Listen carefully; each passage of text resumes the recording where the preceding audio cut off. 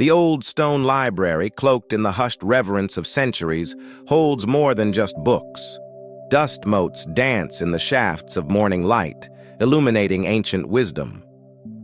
Within these quiet walls, a profound truth often overlooked in our clamorous age reveals itself. That true strength is not always found in the bustling marketplace of human connection, but often forged in the deliberate, profound quiet of being utterly alone. We are conditioned to fear solitude, to equate it with loneliness, with isolation, with a void to be filled at all costs. Yet, the masters of self-mastery throughout history understood a different kind of aloneness, a chosen solitude, a purposeful withdrawal. This is not about shunning the world, but about cultivating an inner world so robust that it becomes an unbreakable sanctuary, a source of unwavering power. Seneca, ever the pragmatic philosopher, once wrote, "Associate with those who will improve you.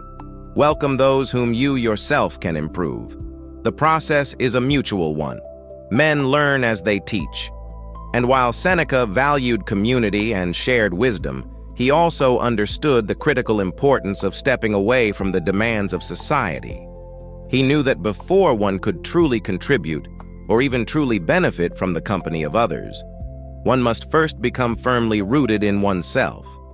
To truly know what to offer and what to seek requires a clarity that only quiet introspection can provide.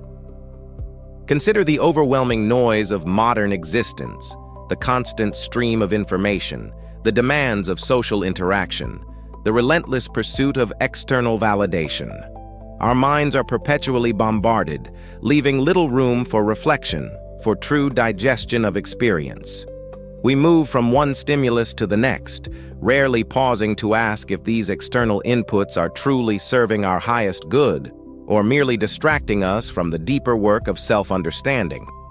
This incessant outward focus breeds a peculiar kind of vulnerability, making us dependent on the world outside for our sense of worth, our direction, our very identity.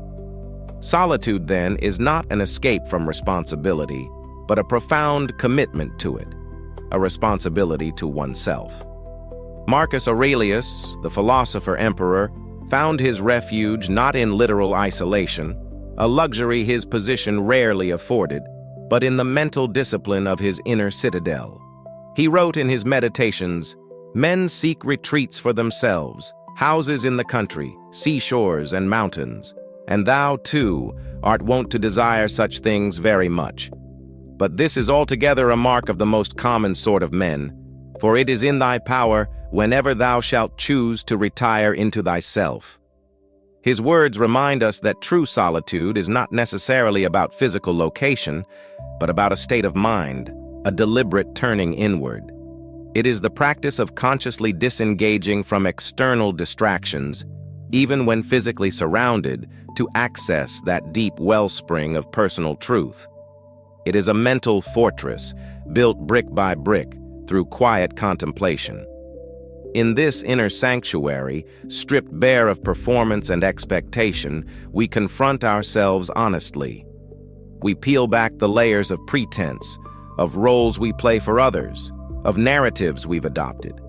It is here that we can truly examine our motivations, our fears, our aspirations, without the distorting mirrors of external judgment. This raw, unfiltered self-assessment is uncomfortable, certainly, but it is also profoundly liberating. It is the crucible in which genuine self-knowledge is forged, the kind of knowledge that inoculates us against the whims of popular opinion and the shifting sands of external circumstance. Epictetus, the former slave who became a profound teacher, emphasized the distinction between what is within our control and what is not.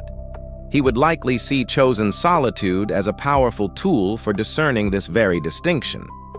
When we are alone, unburdened by the need to react or conform, we have the space to truly identify our own responses, our own judgments, our own internal narratives. Sickness is an impediment to the body, but not to the will, he taught. In solitude, we practice separating the external circumstances, which are often beyond our control, from our internal reaction to them, which is entirely within our dominion.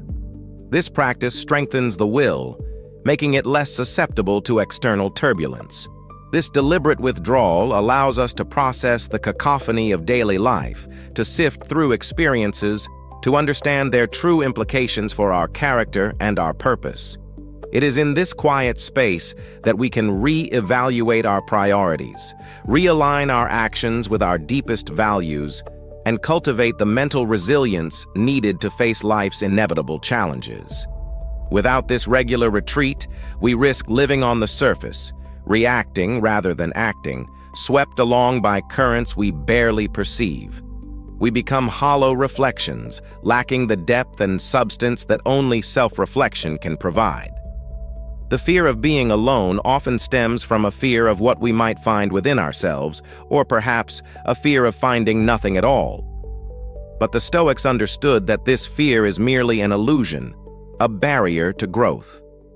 Solitude is not an emptiness to be filled, but a fertile ground for cultivation. It is where we plant the seeds of self-awareness, nurture the roots of discipline, and allow the branches of wisdom to spread. It is where we engage in the most crucial dialogue of all, the conversation with our authentic self. When we emerge from this chosen solitude, we do so not diminished, but renewed. We bring back a clearer mind, a stronger will, and a more profound sense of purpose. We are better equipped to engage with the world, not as passive recipients, but as active participants, individuals anchored in their own truth, resilient in the face of adversity, and capable of contributing genuinely from a place of inner abundance.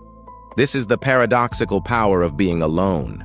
It makes us stronger, more present, and ultimately more connected when we choose to rejoin the world. Embrace the quiet moments. Seek them out.